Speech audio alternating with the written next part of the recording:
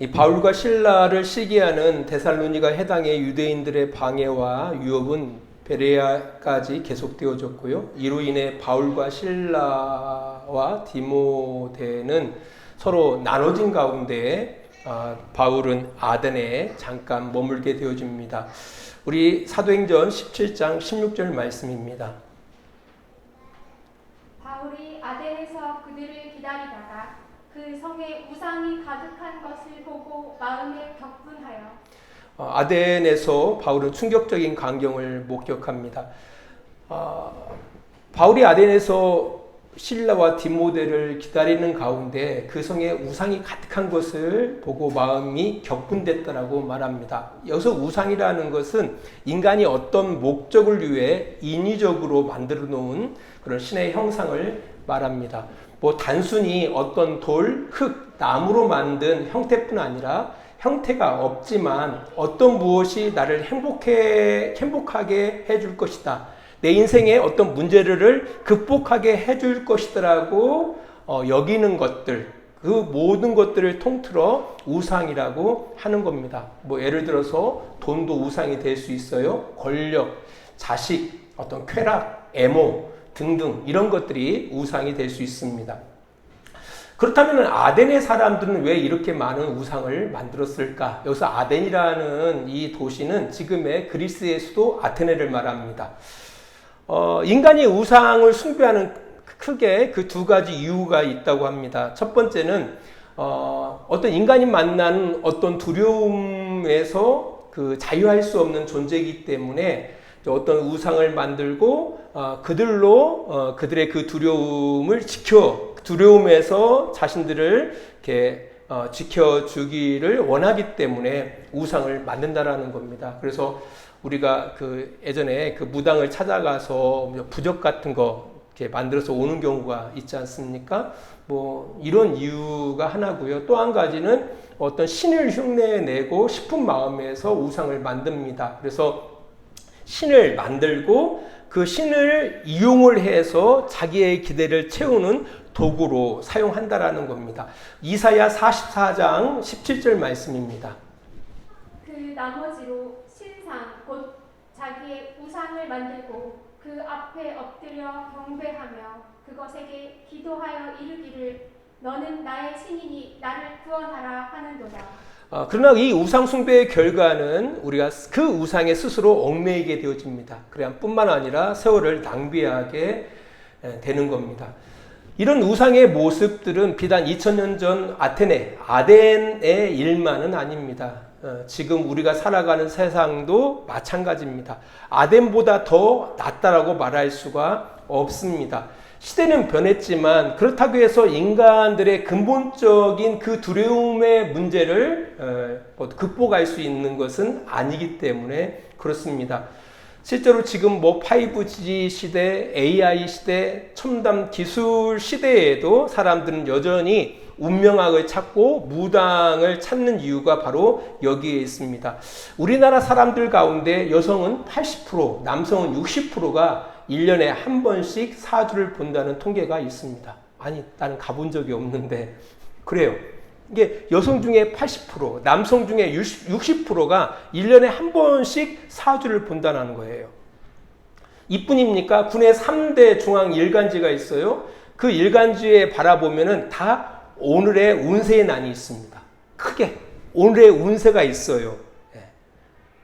또 이코노미스트에 의하면은 2018년 한국 점술 시장 규모를 27억 달러, 하나로 약 4조 5천억에 달하는 것으로 분석하고 있다라는 겁니다. 이게 뭐 엄청난 시대가 발전했음에도 불구하고 그럼에도 불구하고 여전히 이런 우상 숭배적인 요소들이 우리 가운데 많이 있다라는 겁니다. 어떤 점집이나 부적과 전혀 관련이 없어 보이는 우리 성도들도 예외는 아닙니다. 우리가 하나님 믿고 산다라는 것은 그분의 자녀로 그분을 창조주로 믿고 그분의 주권을 인정하고 그의 뜻대로 산다라는 것을 말합니다. 그런데 너무나 많은 이제 신앙인들이 이 신앙을 이제 이렇게 생각해요. 어떤 우리 인생 가운데 만나는 두려운 일이 일어나지 않는 어떤 삶으로 하나의 어떤 하나님을 부족으로 여기는 이런 것을 신앙으로 생각하는 사람들이 의외로 많고요.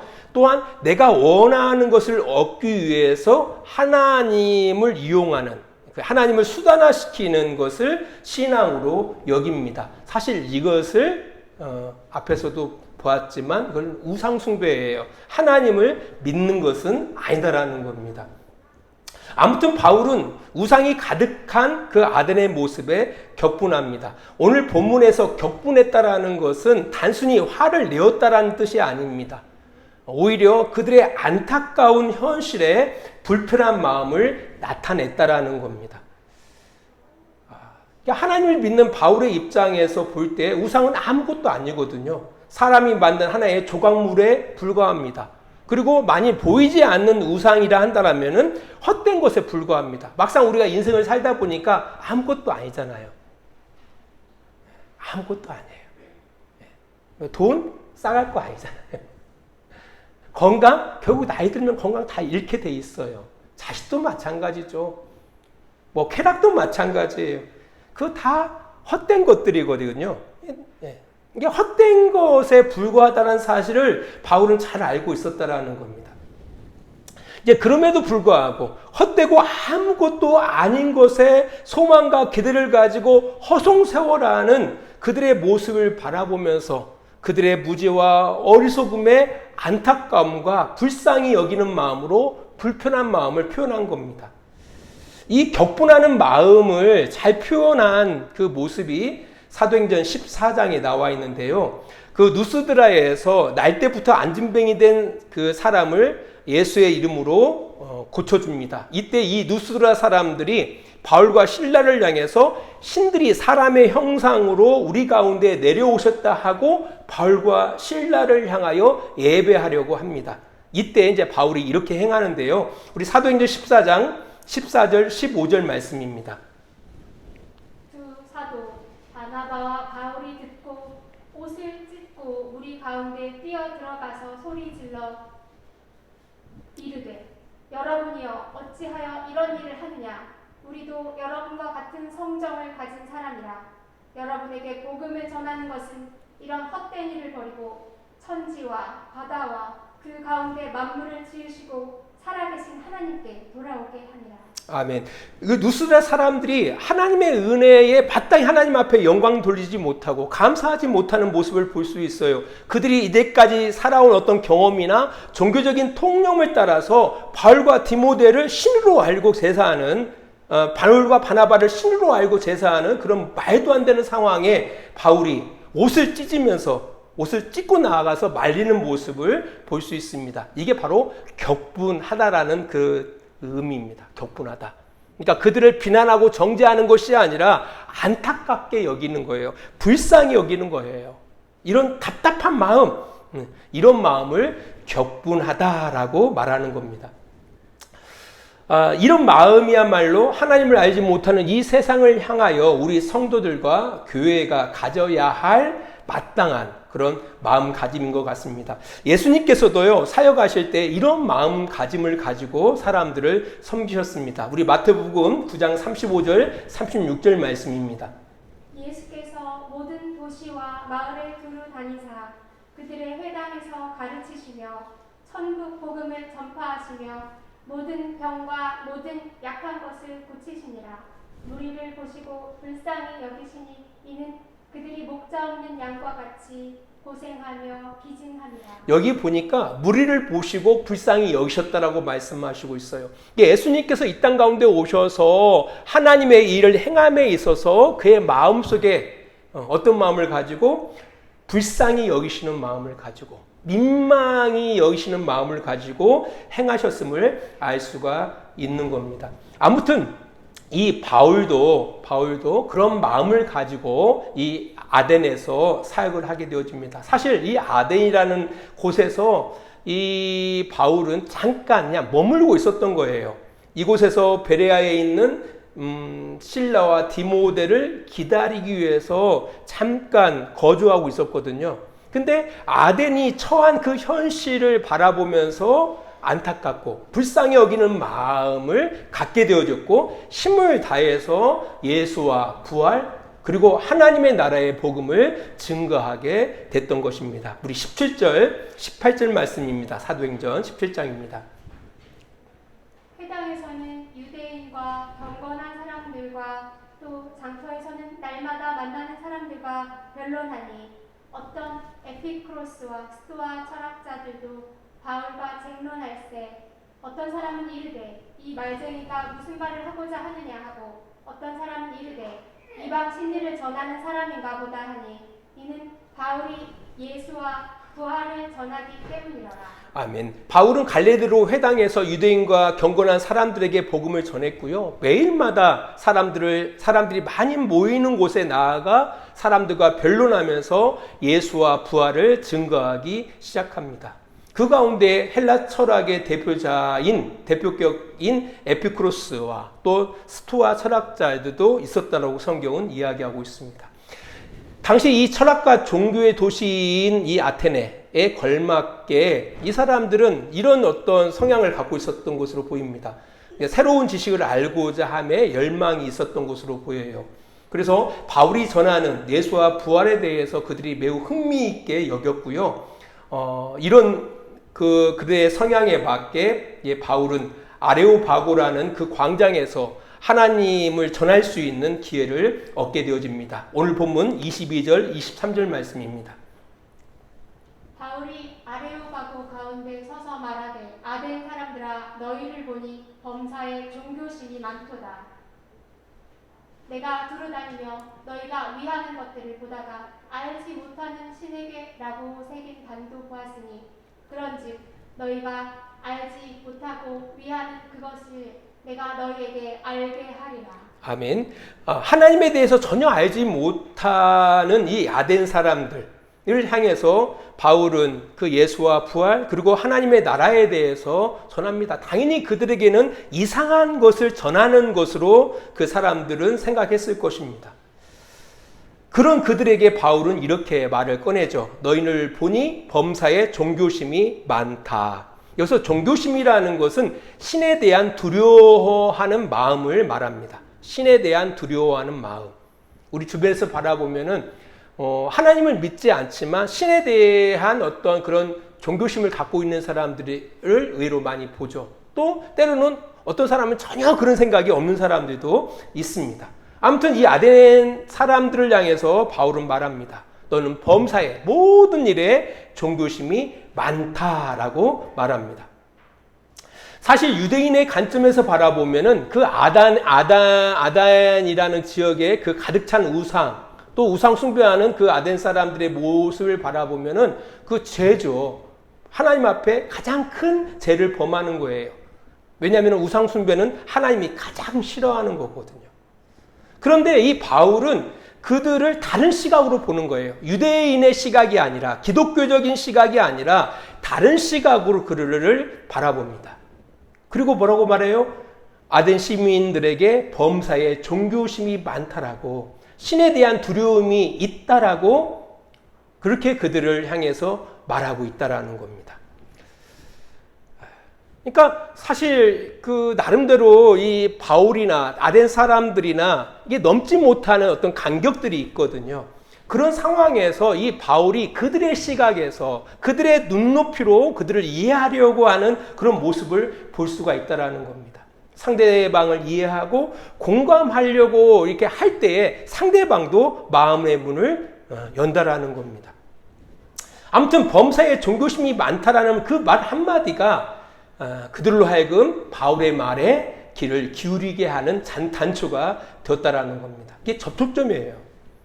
결코 이 바울이 그들에게 그들을 비꼬고 그들에게 어떤 아첨의 말을 했던 것은 아닙니다. 했던 것이 아니에요. 이 바울은 끊임없이 노력했던 것 같아요. 그 아레오바고 광장에서 그들에게 하나님을 전함에 있어서 먼저 그들과 소통하기 위한 어떤 접촉점을 찾기 위해서 끊임없이 노력했던 것으로 보입니다. 다시 한번 23절 말씀을 보도록 하겠습니다. 사도행전 17장 23절입니다. 내가 두루 다니며 너희가 위하는 것들을 보다가 알지 못하는 신에게 라고 새긴 단도 보았으니. 예, 여기 보니까 내가 두루 다니며 너희를 위하는 것들을 보다가, 그러니까 두루 다니면서 우상들을 계속 본 거예요. 누가? 예, 바울이. 예, 바울이. 이것을 쉬운 성경으로 이렇게 번역된 그 말씀을 보면 이렇습니다. 내가 이곳 저곳을 돌아다니면서 여러분이 섬기는 것들을 자세히 살펴보는 가운데 알지 못하는 신에게라고 새긴 제단도 보았습니다. 라고 번역하고 있습니다. 그러니까 그들을 이해하기 위해서 바울이 이곳 저곳을 계속 돌아다닌 거예요. 그리고 그들이 유한다라고 이렇게 세운 그 우상들을 자세히 연구했던 거예요. 그런 연구하는 과정 속에서 이런 제단도 본 거예요. 알지 못하는 신을 위하여 라는 그 제단도 발견하게 됐다라는 거예요. 그 속에서 이 바울은 힌트를 얻게 되어진 거예요. 야, 이 사람들이 정말 종교심이 많구나. 이 당시 아덴의 그 우상들이 한 3만 개 정도 있었다고 그래요. 3만 개. 그러니까 그들이 숭배하는 그 신이 3만 개 정도 됐다라고 그래요. 어마어마하지 않습니까? 이제 그 3만 개 가운데 한 제단이 뭡니까? 알지 못하는 신을 위한 제단이 있었던 거예요. 이게 얼마나 이 바울이 꼼꼼하게 아덴의 이곳 저곳을 돌아다니면서 정말 주도 면밀하게 살폈는지를 알 수가 있다라는 겁니다. 왜요? 그들과 소통하기 위해서. 그들을 이해하기 위해서 그는 동분서주하고 자세히 살피고 또 살폈다라는 것을 알 수 있습니다. 만일 바울이 어떤 유대교적인 시각 아니면 기독교적인 시각에서 아덴 사람들을 바라봤다 한다라면 아마 판단하고 정죄했을 거예요. 이 하나님도 모르는 XX야 라고 이렇게 했을 거예요. 그렇게 만일 그가 접근했다 한다라면 당연히 아덴 사람들은 마음의 문을 닫죠. 바울의 말에 귀를 기울이지 않겠죠. 그렇지 않겠습니까? 그래서 바울은 하나님을 전하기 이전에 하나님을 소개하기 전에 그들과 소통하기 위해서 부단하게 어떤 접촉점을 찾기 위해서 열심히 노력했던 것으로 보입니다. 그러다가 알지 못하는 신을 위한 그 제단을 보게 된 거예요. 그 속에서 이 사람들은 범사에 종교심이 많구나라는 사실을 알게 되어진 거예요. 그런 멘트를 딱 하니까 사람들의 마음이 열려지는 거예요. 열려지면서 바울의 말에 귀를 기울이기 시작했다라는 겁니다. 사실 이런 바울의 모습은 이 한국 사회를 향한 이 한국 교회가 마땅히 가져야 할, 또 성도들이 마땅히 가져야 할 매우 중요한 마음 자세입니다. 그러니까 교회의 눈높이로 세상을 바라보는 게 아니라 성도들이 우리가 가지고 있는 신앙의 눈높이로 세상을 바라보는 것이 아니라 이제 그렇게 바라보면 세상을 판단하고 정죄하게 되어 있거든요. 이제 그런 것이 아니라 세상을 이해하기 위해서 세상의 눈높이로 세상을 바라보는 그런 자세가 필요하다라는 겁니다. 또 반대로 세상이 교회에 대한 기대하는 눈높이가 있거든요. 세상이 교회를 향해서 교회가 이래야 하지 않겠느냐라는 그 수준의 그 높이가 있거든요. 이제 거기에 맞춰서서 교회도 그 수준을 높이는 그 노력들을 행해야 한다라는 겁니다. 그래서 교회를 떠나는 청년들, 왜 교회를 떠날까? 그들을 정죄하기 전에 그들이 믿음 없어서 그래. 그들이 세속에 빠져서 그래. 세상 것을 사랑해서 그래. 그게 아니라 그들이 왜 교회를 떠나는가? 왜 그들이 교회가 하나님이 아닌 돈을 사랑하게 되어졌는지, 하나님이 아닌 왜 쾌락을 사랑하게 되어졌는지 그런 부분들을 이해하기 위해서 관찰하고 노력하는 그런 모습이 필요하다라는 겁니다. 한국 사회가 교회에 등을 돌리는 이유가 무엇인지 이해하기 위해서 노력해야 한다라는 거예요. 또한 갈등과 갈라진 이 한국 사회가 교회에게 원하는 것이 무엇인지, 교회가 어떤 역할을 하기를 기대하고 있는지를 우리가 면밀하게 주목하고 노력하는 자세가 필요하다라는 겁니다. 이렇게 노력할 때 하나님께서는 찾게 해주시는 거예요. 이 바울도 찾잖아요. 알지 못하는 신을 위한 제단, 이 제단을 찾는 거예요. 거기서 접촉점을 발견하게 되어지는 것처럼 우리도 찾게 될 거라는 거예요. 이게 비단 뭐 교회와 세상과의 그 문제만이 아니에요. 가정에서도 그렇죠. 가정에서도. 아이들의 입장에서는 부모가 낯설잖아요. 또 부모 입장에서도 아이가 낯설어요. 낯설어요. 그럼 어떻게 해요? 부모가 눈높이를 맞춰줘야죠. 누구의 눈높이로? 아이의 눈높이로. 저도 잘 못하면서 이런 얘기를 해요. 하지만 끊임없이 아이를 이해하기 위해서 노력해야 한다는 거예요. 제 큰놈이 그런 얘기를 하더라고요. 얘가 중고등학교 이제 중고등 학생들을 이렇게 담당하다 보니까 아이들을 이해하기 위해서 아이돌을 많이 연구하고 있더라고요. 아이돌. 예전에 전혀 관심도 없었던 아이가 아이돌에 대해서 이야기를 해요. 왜? 아이들을 이해하기 위해서.